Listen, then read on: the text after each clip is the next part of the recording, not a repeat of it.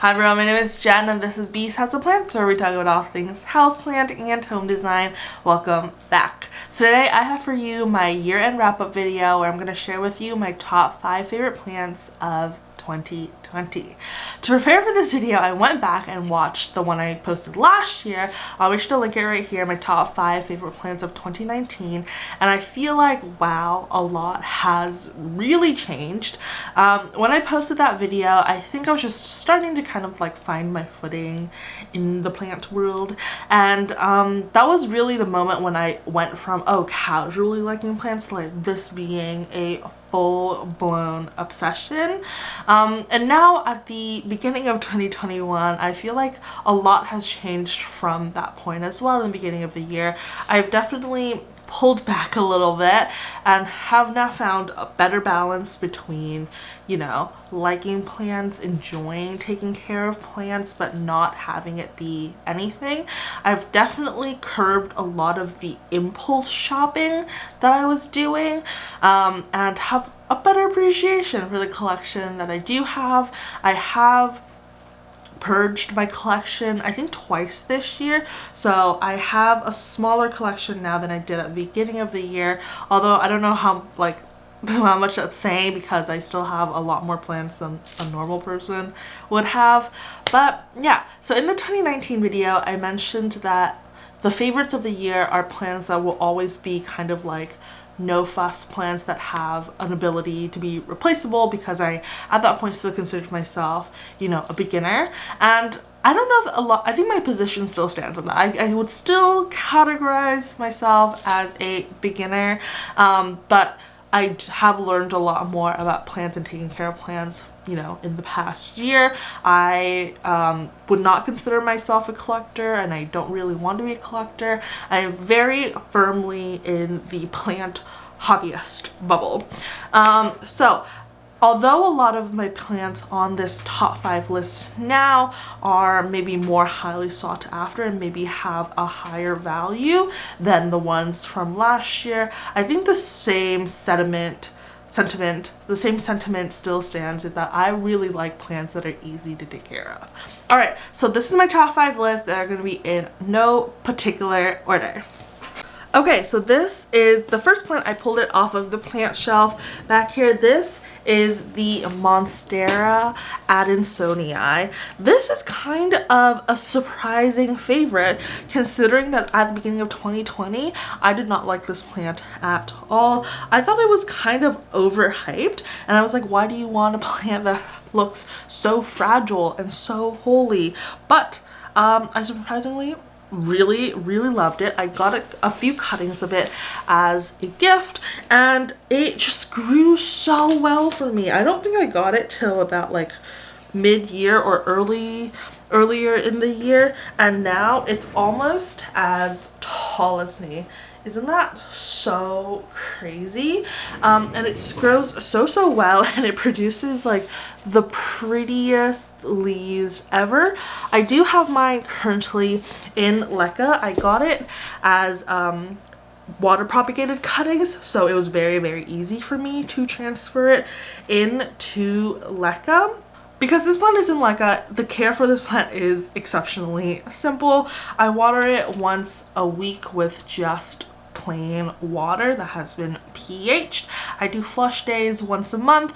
It sits on the plant shelf, so it's directly underneath a T7 strip light. I always have my grow lights linked in the description because that's one of the most common questions that I get. And it just grows so well. I think I'm going to propagate some of this soon to make the base a little bit fuller, and B, I would love to see how this plant looks on a totem.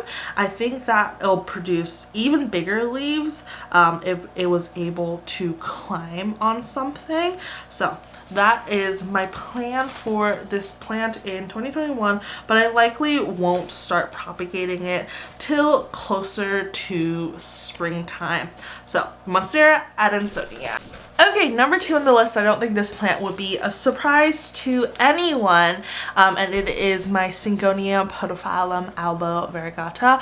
I am obsessed with this plant. I talk about it in like every single video. I've made so many videos about this plant. I made a care guide. I've made the video where I transferred this plant from soil to LECA, and I most recently posted a tutorial where I gave this plant a proper moss pull. So if you're interested to see how I now make my updated moss pulls, I will make sure to link that in the description for you as well.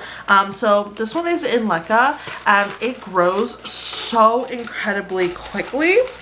One thing I have learned about this plant, that although it is quite drought tolerant, if you do severely underwater it, it will lose the leaves at the bottom quite rapidly. But this plant is also very, very easy to water propagate. So there's some sections up here where they've outgrown the pole. I definitely plan on taking propagations off of this plant and just chucking them in some water, and they'll probably root up within a week or two, and then replant them down in the same pot so it fills in this bottom base area a little bit.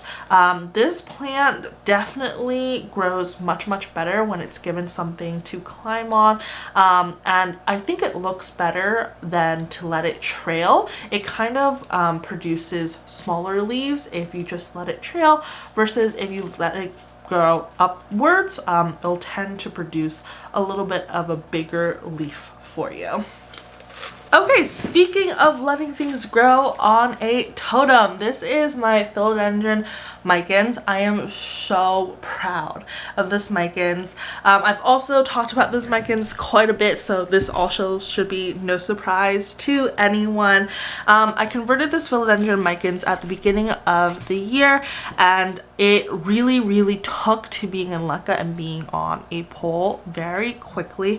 It quickly outgrew the initial pole I had it on that was quite short. So then I extended this moss pole. Well, I upgraded the moss pole to a bigger moss pole, I think 3 or 4 months ago, and it's already reached the top, and you can very clearly see how much bigger the leaf size has gotten. So this was at the beginning of the year. These were the leaf sizes, you know, quite small, and then it has gradually grown bigger and bigger and bigger.